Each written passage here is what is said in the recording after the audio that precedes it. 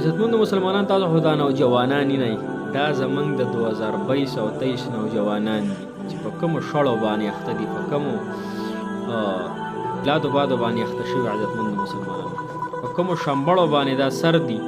دوی ته دونه پته نشته چې دا مونځ د الله جل شانه څونه اهم عبادت دی.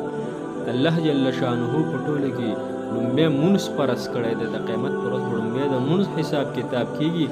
او دا نوجوانان د دې زمانې نوجوانان دي چې یو بل د خپو نه رانیسي او په مانځه کې لوبې ټوکې کوي. حدیث مبارکو کې راځي وي دې زمانه کې په دې وخت کې چې د مسلمانانو کم زوال شروع دی که نه د مسلمانانو کم نقصان شروع دی په ښکاره طور په ظاهره طور باندې په د مالی دی او په جاني دی د هغې ټول نه یو سبب د ټول نه غټ سبب دا هم دی چې نن مسلمان په صحیح طریقې سره نو بیا دقه مونځ رالګي دقه مونځ او دا ورته خیرې کوي الله جل شانه دې تا دغسې تباه او برباد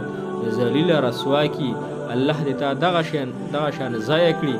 تا چې څنګه زه ضایع کړي. نن کو د مسلمانانو زوال شروع دی په دې وجه هم دی. نن کو جماعتونه وګورئ نو په صحیح طریقې سره څوک نه کوي څوک رکوع صحیح کوي نو سجده ټیک نه کوي څوک سجده ټیک کوي نو رکوع ټیک نه کوي. حدیث مبارک کې راځي دا مونځ ته په مخ باندې وروغورځولی شي او دا مونځ ته خیرې کوي. حضرت ام رومان رضی الله تعالی مبارک راځي ویزه مونځ کې لږه اخوا دېخوا وخوځېده د حضرت عایشه رضی الله تعالی مور وي ده ویزه ابوبکر صدیق رضی الله تعالی عنه په زوره وي داسې په زوره وټوکلم چې زه د ویرې له وجې نه مونځ ماتولو ته نږدې شو. وي ما ته وفرمیل چې د یهودیانو شان اخوا دېخوا خوځه راخوځه مو